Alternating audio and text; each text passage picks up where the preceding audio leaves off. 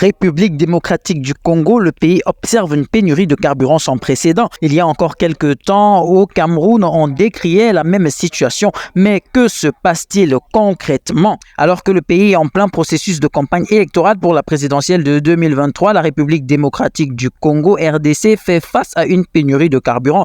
Depuis mardi dernier, les automobiles font de longues files d'attente devant les stations pour s'approvisionner. Les coûts liés au transport en RDC ont triplé depuis le début de cette pénurie.